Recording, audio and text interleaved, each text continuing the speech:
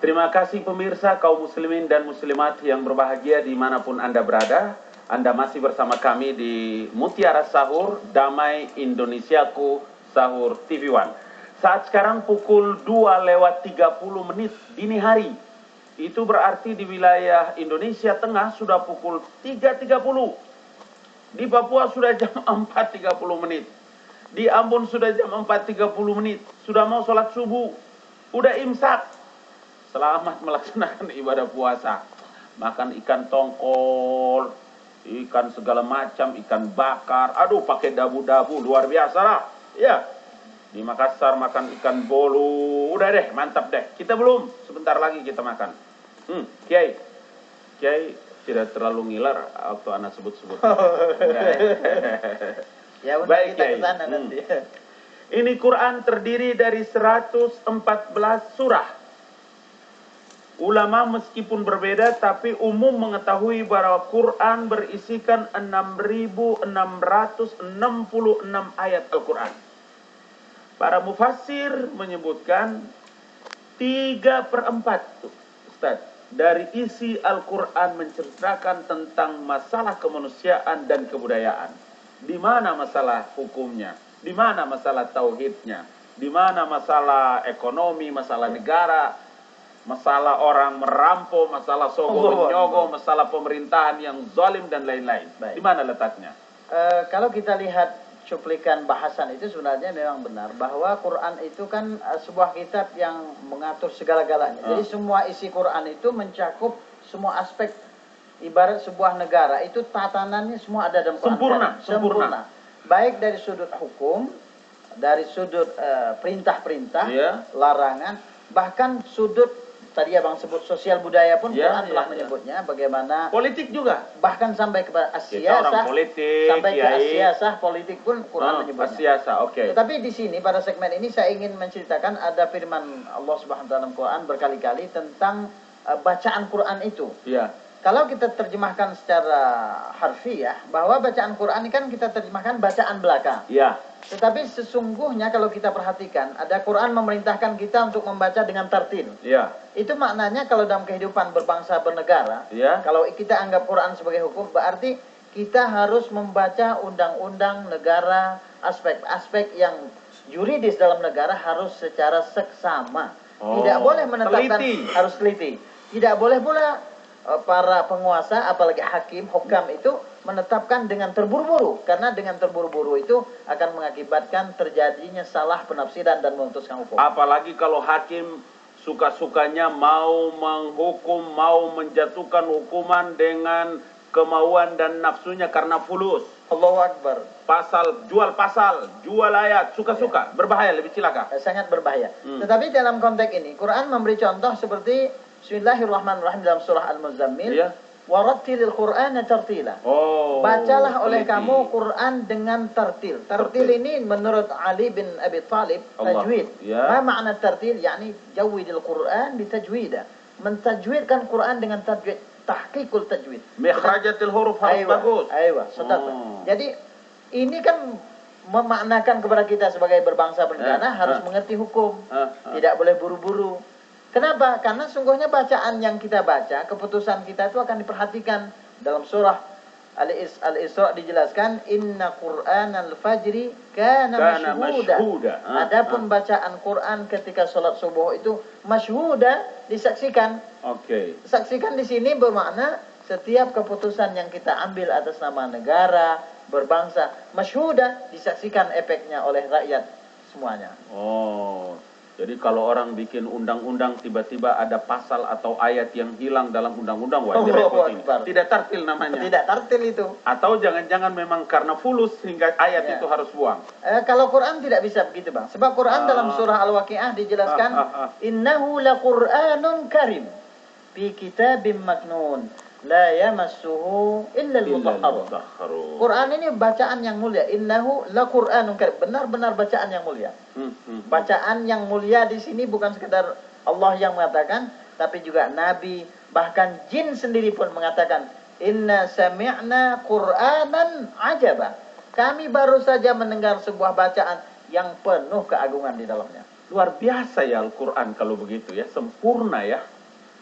Kalau ditarik dari nilai-nilai Al-Quran itu dalam implementasi kehidupan kita, sebetulnya luar biasa. Al-Quran completely. Komplit. Sempurna. Itu sebabnya tidak ada keraguan di dalamnya. La syakkum fihi.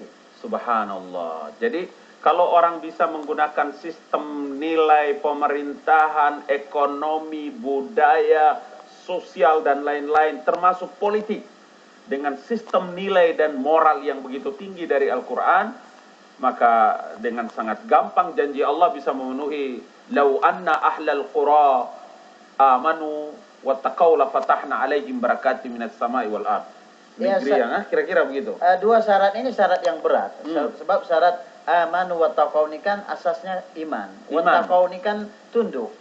Tunduk dalam artian iman yang sempurna. Ya. Walau anna ahlal qura amanu wattaqau la fatahna. La fatah ini kan kalimat sebagaimana Abang sebagai seorang guru bahasa Arab, la fatahna ini kan kalimat yang benar-benar menjelaskan sesuatu yang pasti. Sekiranya dua syarat ini dipenuhi. Apa itu? Iman dan takwa. Apa yang akan dipenuhi? Barakatim minas samai wal ard. Jadi pasti itu. Pasti la fatahna alaihim. Ayo la fatahna. Iya. Pasti diturunkan kalau memenuhi dua syarat ini. Berarti Ustadz harus bisa bagi hadiah untuk kami pulang sebentar, baik kepada pemirsa maupun kami di sini. Apa yang seharusnya kami lakukan dengan Al-Quran ini? Kita sebagai seorang beriman, seorang Islam, minimal pertama tahap awalnya beriman dengannya. Tidak boleh ragu. Tidak boleh ragu. Yang kedua, setelah beriman harus bisa membacanya. Sebab bagaimana kita percaya sebuah kompas, tapi kita tidak tahu jarumnya yang menunjukkan ke timur, barat, selatan. Yang ketiga, kembali kepada tadabbur tadi, bahwa kita harus memaknainya. Memaknai dalam tanda kutip, memahaminya dia sebagai undang-undang kehidupan kita. Ada lagi satu pertanyaan, Kiai. Bagaimana hukumnya orang yang menggunakan, mengamalkan Quran, kalau ayat ini cocok dengan dia pakai. Kalau ayat ini, la taqrabus salata wa antum sukara. Ini tidak boleh pakai, kita minum aja terus. Jadi mengamalkan ayat Al-Quran sebagian-sebagian dengan nafsunya, yang lain lagi sebagian-sebagian dengannya. Bagaimana hukumnya? Memang Quran pernah menjelaskan yu'minu bihi wa yakfuru bihi. Al-Quran menjelaskan. Al-Quran pernah membuat cerita tentang jenis manusia ini sudah dibuat oleh Quran. Tetapi sejatinya kata Quran, alladzina atainahumul kitaba yatlunahu haqqa tilawati wa yu'minuna bihi. Orang-orang yang kami berikan Al-Quran kepadanya seharusnya mereka membacanya sebagaimana haknya dibaca. Jadi undang-undang bacaannya harus benar dan beriman padanya. Alladzina atainahumul kitaba ya'rifunahu kama ya'rifuna abna'ahum. Dan seharusnya juga orang-orang yang kami berikan Quran itu tahu sebagaimana juga mereka mengenal anak-anaknya. Jadi harus familiar memang. Kalau sekiranya tidak, maka dia akan separuh-separuh. Jadi seperti abang bilang tadi, ayat-ayat yang enak dia pakai, ya beriman. Ayat-ayat yang zakat, yang sedekah, yang infak, tunggu dulu. Dalam poin ini berarti tidak boleh kita menggunakan Quran itu maunya kita. Tidak bisa. Kita mesti tunduk, patuh, sami'na, watana. Ya sama dengan bernegara. Negara kan ada hukum. Hukum negara ini kan sifatnya universal, tidak terhadap seseorang, tidak terhadap sebuah organisasi tertentu atau jenis suku bangsa tertentu, tetapi menyeluruh. Maka kalau undang-undang itu mau adil, maka dia juga harus berlaku adil kepada semuanya. Tidak pernah berpikir ini orang kelas bawah, ini kelas atas, undang-undangnya sekian. Tidak ada. Dia sama rata di sisi hukum. Menikah pakai hukum Al-Quran, haji pakai hukum Al-Quran, makan pakai hukum Al-Quran, ekonomi syariah pakai hukum Al-Quran, politik boleh hukum kapitalis, ekonomi bisa pakai sistem Amerika laknatullah, atau yang lain-lain. Yang lain-lain boleh kita pakai hukum Al-Quran, yang lain kita tinggalkan karena ini terlalu keras isi Al-Quran. Bagaimana? Kalau kita kembali dengan Quran secara sempurna, Quran kan bilang hudal lil muttaqin. Ada juga pada sisi tertentu Quran mengatakan dirinya hudal linnas. Ya. Syahrul Ramadan alladzi unzila fihi al-Quran hudal linnasi wa bayyinatin minal huda wal furqan. Pada sisi tertentu Quran mengatakan dirinya bayyinat minal huda wal furqan. Yang membedakan. Menjelaskan di antara manusia. Kemudian al-furqan.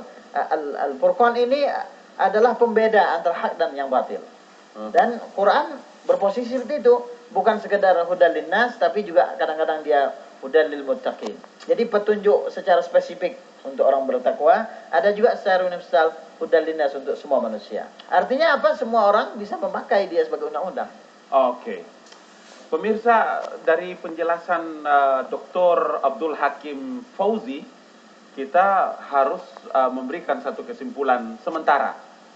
Nanti karena yang kasih kesimpulan benar itu Kiai, bukan Abang. Abang boleh kesimpulan sementara. Quran tidak saja diturunkan untuk orang Islam, tidak saja untuk urusan dunia, tetapi untuk urusan alam semesta beserta seluruh isinya dan seluruh kepentingan umat manusia. Allah. Nanti Kiai yang jelaskan. Namanya juga moderator kita. Gimana sih? Ya, oke. Masih ada satu segmen lagi untuk perjalanan Damai Indonesiaku Sahur dalam segmen Mutiara Sahur bersama Dr. Abdul Hakim Fauzi. انت دنيا كل سوني والله شي بعيوني يا حبيبي